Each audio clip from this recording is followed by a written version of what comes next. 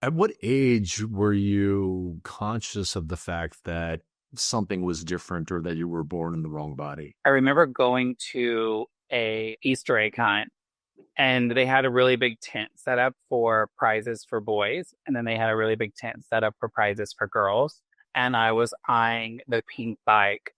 And when I won the golden egg, I was so excited. And my dad had me on his shoulders and he carried me past the girl tent where all the pink bikes were. And they made me take a red bike, which was kind of like a fire truck bike. In that moment, I realized, wait, what I'm attracted to, what I like is wrong.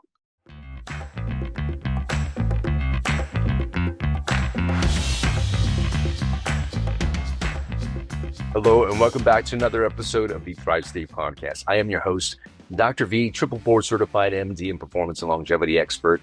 And on today's podcast, we talk about a very key component as it pertains to our health, our longevity, and our performance, which is authenticity. Not living as who we are, putting on these masks, living from the ego space is actually known to turn on genes of inflammation and turn off genes of our immune system. Those things combined lead to suboptimal cells, leading to suboptimal tissues, that lead to suboptimal organs that actually then produce dis-ease in our body, which is one of the major factors of why we actually get chronic disease. But before we dive into the episode, let me introduce everybody to the Thrive State Podcast. If you are new to the podcast and you're just new to my work, I would love to give you some free gifts just to get yourself started on your journey into the Thrive State. Go to thrivestatestarter.com to receive free resources on longevity and peak performance. And if you want to get access to ask me personalized questions on your health, on longevity, on relationships, so that you could become the best version of yourself, go to mythrivestate.com/biohack to access the digital version of me. Now, if you are a returning listener and if this podcast is giving you value, please help the show grow by subscribing to the podcast, sharing this podcast with your friends and family members, and also giving us a 5-star review wherever podcasts are heard.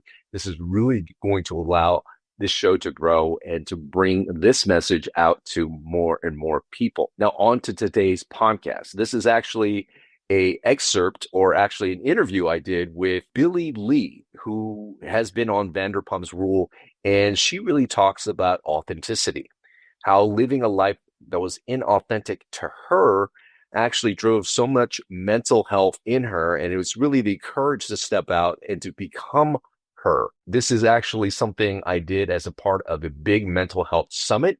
And if this interview actually intrigues you, you could actually get all the episodes by getting my digital library at mythrivestate.com/pro. Remember always that you are your best medicine. So enjoy this episode with myself and Billie Lee.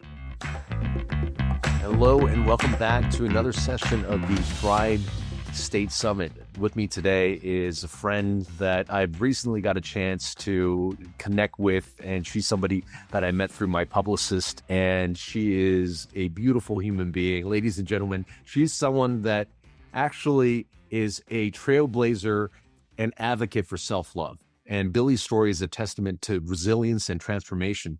From battling demons of shame, guilt, and abandonment, Billie has risen above her struggles to become a beacon of inspiration.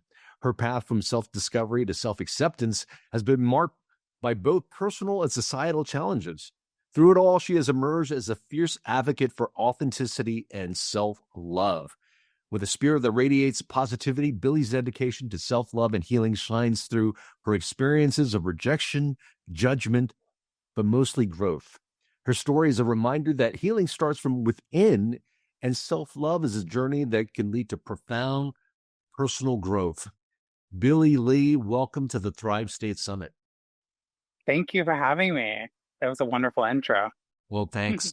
Billie, your journey from pain to empowerment is really inspiring. Can you share some key moments or turning points in your life that have embarked this very powerful journey of self-love? Yes, I would have to say it started very early. As a child, I was bullied a lot Mhm. and I missed like probably 2 years of grade school because it was so bad. I suffered from childhood depression, OCD, anxiety. And I remember going into middle school, which was connected to yeah, it was a very small town, but the middle school was connected, but it was a separate building. And I remember going to the boys' bathroom because as a trans person, I was born in the wrong body, but I had no idea what transgender meant. I didn't really understand what I was going through. But when I went into the boys' restroom, I saw all of this horrible writing on the wall. Mm. And I had this moment at a very young age where I saw this writing and I thought I could either be the victim or I can empower myself and love myself enough to know that these people are taking the time out of their own lives to talk about me and write on the wall about me. Mm. And so it was in that like moment, it was probably my first big moment that I really changed from my thought from fear to love. And I was just really loving myself. And I also went through a process of journaling at a very young age to just journal the things that I want. That's kind of morphed into my journaling with I ams. I do a lot of I am practices. I am love, I am light. But yeah, it was the help of some amazing teachers, counselors, and just those spiritual practices that I started at a very young age. And I again didn't have any idea that I was trans at the time. I didn't know the word. I just knew that I was born in the wrong body. And then I also took that and really just started using as much self-love as I could. And that was just talking to myself nicely, loving myself through my writing and drawing. Yeah, that's kind of where the really, like, the most meaningful and memorable thing that I could say at a young age was that. At what age were you conscious of the fact that something was different or that you were born in the wrong body? It was a very young age. I would say I remember going to a Easter egg hunt and they had a really big tent set up for prizes for boys. And then they had a really big tent set up for prizes for girls. And as soon as I got to the park, I believe I was like probably 5 years old and I was eyeing the pink bike. And when I won the golden egg, I was so excited. And my dad had me on his shoulders and he carried me past the girl tent where all the pink bikes were. And they made me take a red bike, which was kind of like a fire truck bike. Mm. And was something passing through. But sadly, in that moment, I realized, wait, what I'm attracted to, what I like is wrong. Mm. And I think I was about 5 years old. What was that like kind of growing up? When you thought it was wrong, were you able to, have any sense of, okay, it's not safe to like what you like? Is it not safe to express who you are? Yeah, it was around that time that I felt like I wasn't safe. And especially when I got into school, I was bullied a lot for being feminine. And it was something that I couldn't control. I just was very feminine. I had a light voice and I hung out with a lot of the girls and I identified more with being with the girls than I did with the boys. But yeah, it got so, I wouldn't say dangerous, but so awful and so negative that I would hide from the school bus. I would pretend like I was sick all the time. Anything I could do to avoid going to school and dealing with that kind of bullying and being made fun of. But it all started around 5 or 6 is when it really it took a turn. And even like before then, I remember like at a very young age, I was attracted to dolls and stuff. And my mom would be like, no, you need to pick something, your dad's not going to like that. And so I would have to pick like a teddy bear. And I remember I would have my teddy bears as my babies and my dolls because I wasn't allowed to have that. So it really taught me to the imagination. Like even now as an actor, my acting coach was like, it's so easy for you to lock into the imaginary circumstances. And as an actor, that's really important. And I think it's because at a young age, I had to imagine that this very boy looking teddy bear was a Barbie doll or a baby doll. Like, I just started at a very early age. So it's honestly benefiting me now. But yeah. It seemed like you really sort of knew yourself, that despite what the outside world was telling you was right or wrong, you had a sense of who you were, but it was just difficult to potentially express yourself in full authenticity because of your environment. Yeah. Yes. My environment, my parents just weren't educated. They had me when they were 16. They dropped out of school. They didn't even make it to high school. So they were just kids, babies having babies. They didn't know exactly what was going on with me. They didn't have words for it. But I was very self-aware at a young age. And they used to always say I had an old soul. And I definitely felt that. I felt very disconnected from my family and from my hometown. But yeah, I was very aware. And even if I didn't have the words for it, I just knew what I liked and what I wanted. Hmm. And it seemed like, at least to yourself, you were very, very authentic. But what were the major sort of emotional things that you were feeling, maybe potentially at your lowest low when you didn't feel like you could express yourself fully? I would say every time I was forced to not be able to be my authentic self, the really dark suicidal thoughts would come in. Yeah. I went to school for journalism, radio, TV, and film. And in Chicago, I remember I had an internship at a small local news station because in the world of journalism, you have to start in a small market and work your way up. And in a small market, that's a small town. And a lot of small towns, they don't really accept homosexuality or trans people. And at the time, I identified as a boy, even though I was very feminine. And they forced me, they said, look, we can't give you a job unless you are more masculine. So I remember the last time I really forced myself to be masculine was fresh out of college, and I shaved my head. I started wearing suits and stuff, and it was like the suicidal thoughts came right back. And I felt like when I was a child and I was forced to be a boy. And I had to really like rethink my whole career, and that's when I moved to Los Angeles and started my transition. And obviously there's ups and downs with the transition, but really being able to be my authentic self now since I transitioned, I think honestly saved my life. Mm. Did you ever, deal with shame, guilt, those emotions? And what was for you? How did you deal with those emotions? What made you feel those feelings? And then how did you deal with them? So I did deal with a lot of shame. And my parents, even I was mistaked a lot as a girl. So my friends' parents or my parents' friends would be like, "Oh, your daughter's so cute." And they'd be like, "That's my son." There was a lot of shame around that, which grew into me being ashamed of my past. And when I transitioned, Mm. I took all of that shame and all of the secrets of me being trans and a boy, and I like literally locked it up. And I didn't tell anyone I was trans. I was dating people and not telling them. I got to a certain point in my transition where people assumed I was cis. And I lived a stealth life, which means I wasn't telling people that I was trans. I was telling people that I was cis. And I realized in my spiritual journey that I was doing all of that because I was so ashamed of my past. So Mm. I had to go pretty deep inside, and I did a couple ceremonies.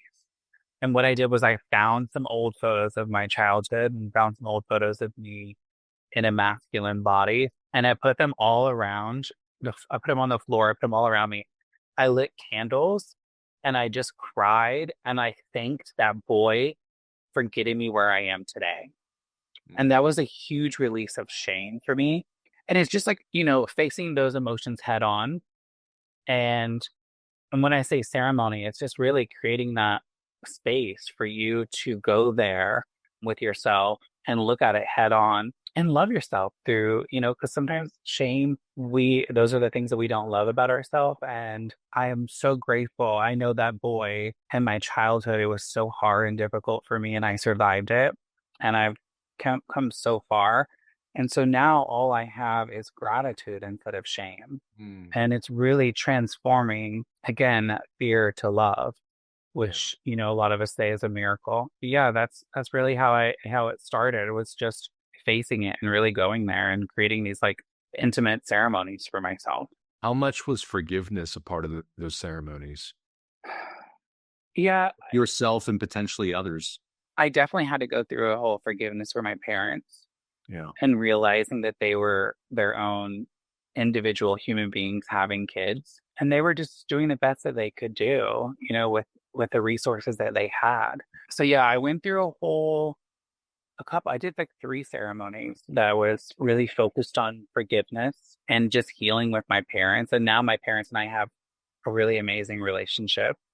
And, it took them a long time to come around to certain aspects of my life, but now they're just like my biggest fan and they love me so much. But it was definitely a lot of self work and ceremonies and journaling, therapy to come around and to really just like forgive them, forgive myself, and love them unconditionally. I hope you're enjoying the podcast so far. If you are, I just wanted to let you know, join our community. There's so many free resources and a great community of people that desire health, happiness, human potential, to have more in their life, more health, more energy. And when you have those two things together, you could create more happiness, more abundance, whether it be financial, romantic, all these things in your life. And if you're just starting out, you don't know where to go, just sign up for thrivestatestarter.com, because in there you're going to get a bundle of information that includes a longevity ebook, a longevity and performance resource guide, lecture notes that come from my keynotes at Google, at Fortune 500 companies, all the insights in that keynote in lecture slide form given to you. And then finally, breathwork. I share 3 powerful breathwork exercises to access calm, which really gives you clarity and peace during the day, to access energy if you need to wake up and really motivate yourself, and finally a breathwork routine that you could do every single morning so that you could be very intentional with how you create that day. You could find all this stuff delivered free to your inbox at thrivestatestarter.com. And our community is growing. If you want to be a part of a community of people that desire the Thrive State, that are really in Thrive State themselves and help other people along with that, you could be a part of the community. You can get group coaching from me. We do breathwork sessions, meditation sessions, and you also get to drop in and participate in podcasts in the future. You could find more about the community at mythrivestate.com. That's mythrivestate.com. So check out those resources. You're not going to be disappointed, and please enjoy the remainder of this podcast. The process of self-love can be elusive to so many people. I remember it's not something my parents really instilled in me, and it's not anywhere in the education system, that teaches you to love the most authentic versions of yourself. And for people who are listening now that might feel like they are different or might feel like they are not the norm. First off, I could tell people there is no norm. That's some illusion that people have marked. Everybody is their authentic self. It's just not necessarily, encouraged to express that. But what would you say to somebody who, is really embarking on the very early journeys of trying to find love for themselves? Well, I think that our differences is our superpower. I think that our differences is what makes us special. Then again, yeah, like you said, there is no norm. So when I really fell in love with my trans experience and fell in love with my human experience, and I knew that I was here to be of service and shed light on that, it changed everything for me, because I really do believe that my trans experience and everything that I went through is a superpower, and it's opened a lot of amazing doors for me. And as soon as I decided to really love myself and to express my authentic self and know that that was a superpower and not try to compare myself with others or fit into a norm, the whole universe opened up for me. Doors, it literally was as if the red carpet rolled out. And I'm always, every night before I go to bed, every day I wake up, I say thank you for this body that I'm in, for all the opportunities that I have to just be myself and be able to express that. Yeah, well, goosebumps as you said all that, because I'll talk about purpose in my book, and purpose is one of those things that really have people live longer lives, healthier lives, and extend people's lives.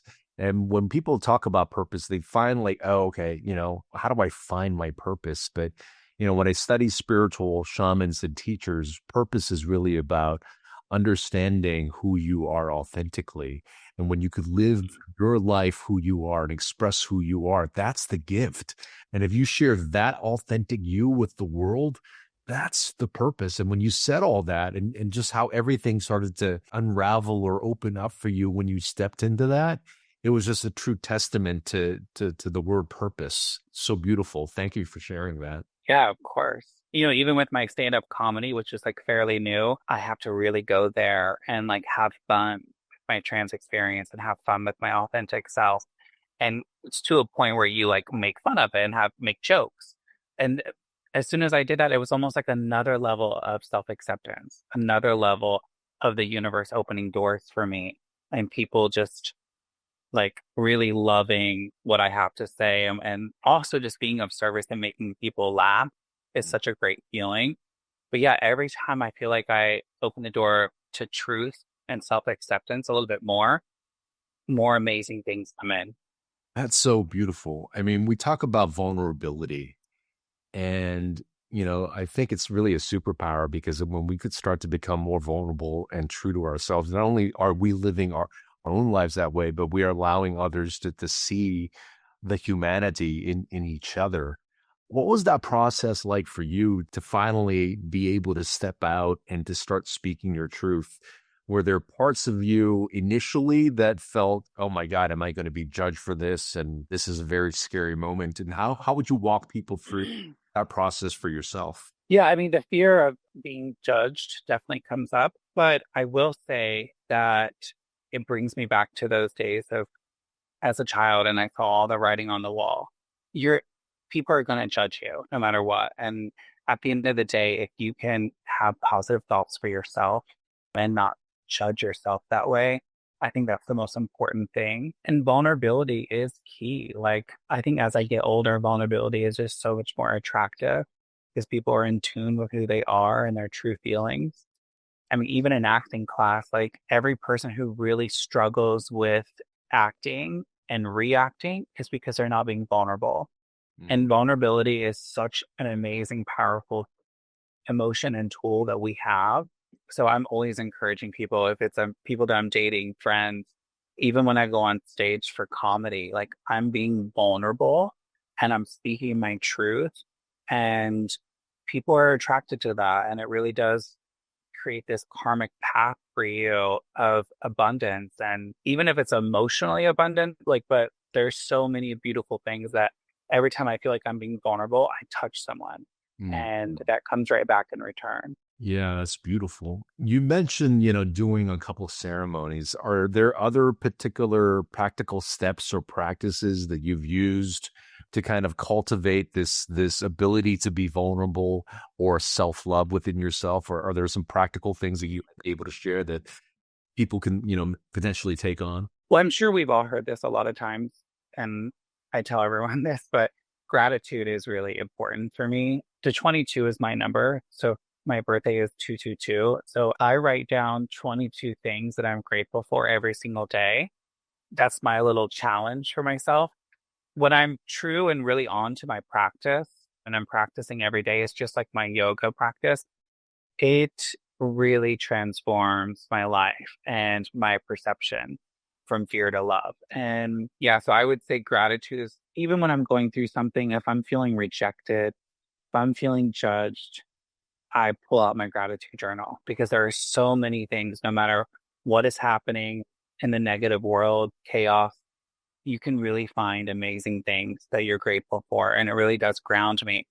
I also, to fight anxiety and depression and stuff, I do earthing, grounding. So if I'm feeling a little off or just sad, I will literally take off my shoes and go for a walk just to ground and touch the earth.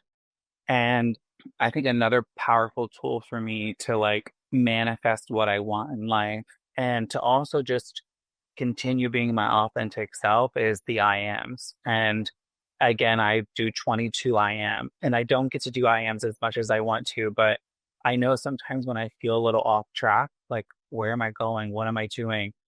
I just start back with my I ams. And for some reason, it comes out on the paper, like things that you didn't even think of and that you want to be or want to do, or a journey. So those are my three powerful tools that I use personally. And I'm very open to other tools, when it's meditation and therapy. I like to call it, your toolbox.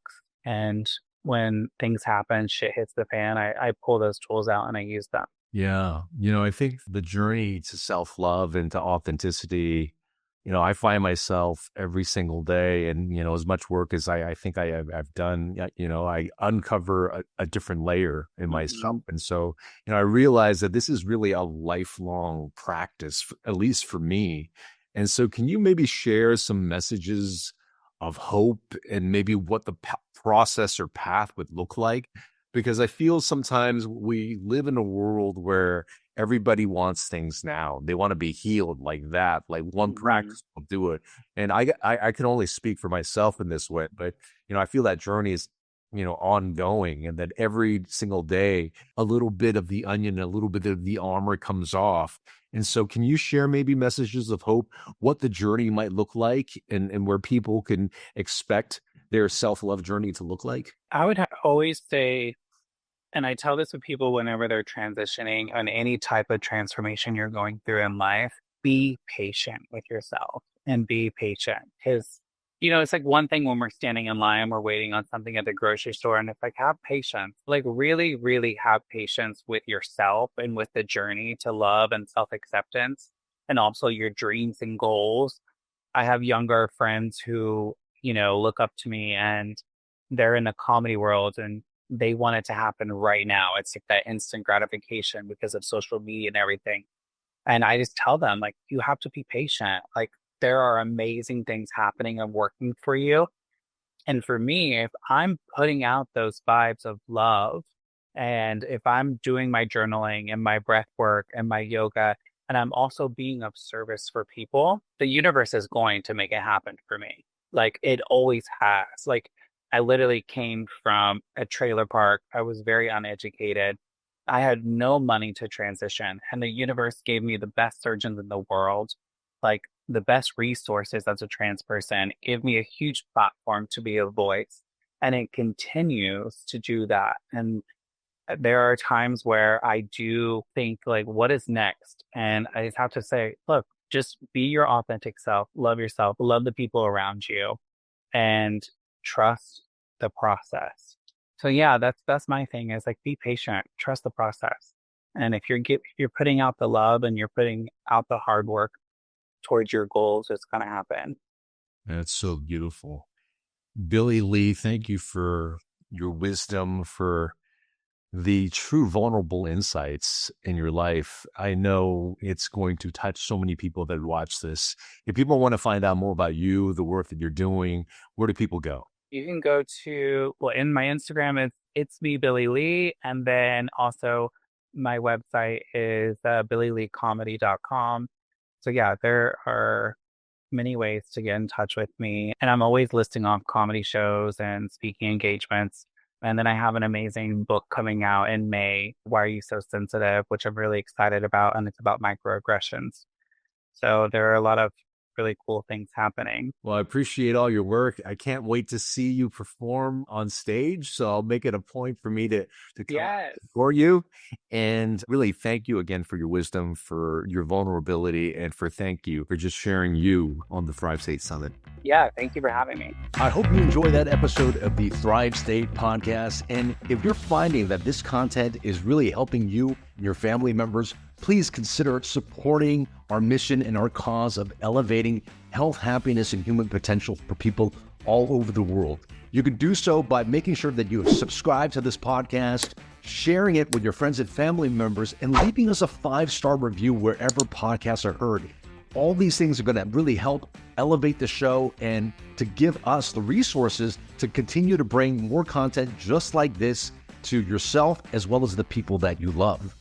If you haven't already, you might want to consider joining our community. We actually have a community where people get to engage with me in group sessions, where we do breathwork, meditation, where we do challenges together, really to be able to get us access to health, happiness, human potential, so that we could have longevity and performance in our life as well. You can check out our community at mythrivestate.com. That's mythrivestate.com. And if you haven't already, pick up a copy of my book, Thrive State. It really gives you all the tools, the pillars that you need to create a blueprint to control the energetics of your life. Who are you? How you show up in the world? The choices that you consistently make create an energy in your body, and you can control this. And when you can control that, you also control the messages you give to your DNA that gives you access, again, to optimal health, longevity, and peak performance. And let me also just share a free gift to you. If you haven't already, please pick up my longevity and performance bundle, where I share lecture notes, ebooks, breathwork exercises, and longevity and performance resources at thrivestatestarter.com. Thank you so much for being a part of this community. Thank you for helping us grow. Remember always, my friends, that you are your best medicine.